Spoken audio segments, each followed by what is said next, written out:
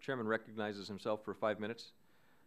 Thank you to the panelists for the opportunity to be here today and your testimony.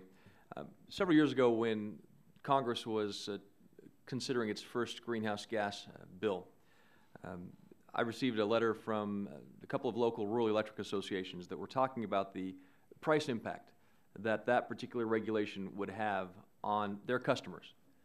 In fact, according to one analysis in northeastern Colorado, they determined that a average farmer, the average sprinkler cost for a farmer, would increase by about $2,000 per sprinkler. This is a big pivot irrigation system, 160 acres.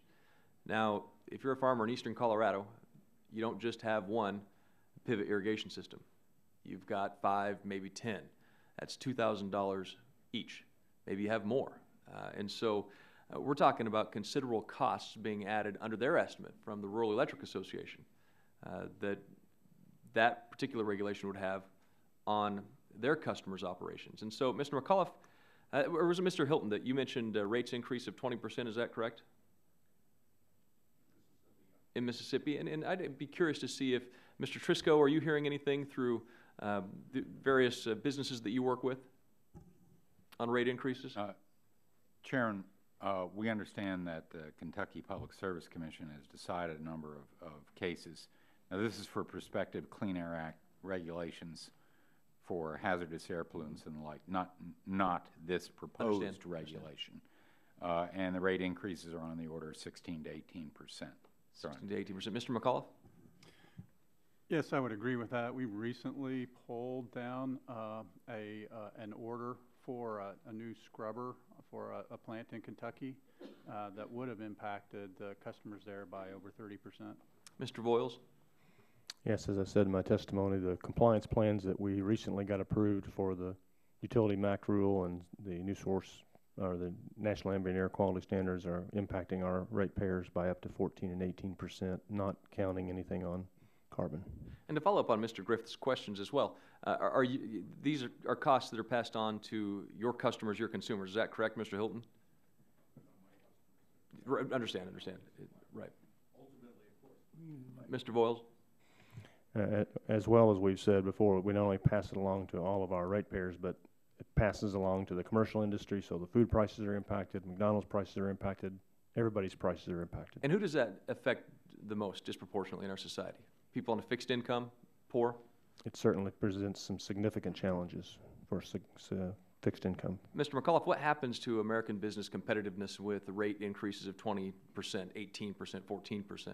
Obviously, it further disadvantages them. We've seen that in our territory with especially aluminum smelters who, the Century Aluminum plant in West Virginia went out of business with the recession, and recently Ormat in our home state of Ohio has just announced that they're going to decrease their production. Dr. Lashoff, what happens to an economy where rates are increasing by 20%, the poor are being hurt, and those on fixed income are being hurt disproportionately? Well, Mr. Chairman, if we could return to the specific proposal that EPA has put forward, it would not cause any rate increases. But I want to just provide the context. My question is to you, if rates increase by 20%, for a variety of reasons that have been mentioned, what happens to our economy? What happens to the poor? What happens to people on a fixed income? Depends what else is happening in the economy. If people are using energy more efficiently, their costs might go down, which we've seen in many, many states that have invested in energy efficiency. So you can't just look at rates. So you have to actually look at costs. If people who have low income are able to buy something that's more energy efficient, that will help them.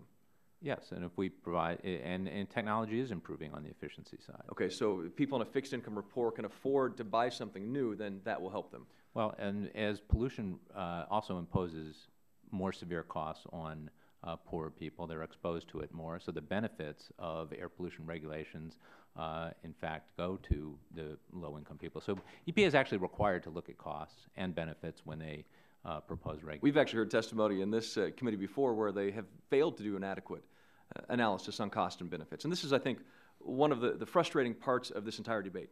Nobody doubts that we can do a better job when it comes to energy efficiency. There's no doubt about that. Nobody doubts that we have incredible opportunities in new energy.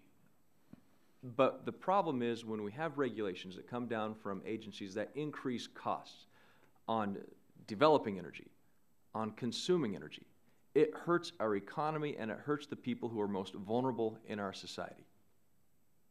And that seems to get left out of this entire debate, is the people who are affected disproportionately are poor and low income because it hurts the economy and it hurts their ability to lift themselves and their families out of the position that they're in. I see that my time has expired as well.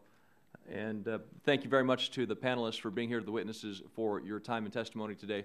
And with that, this hearing is adjourned.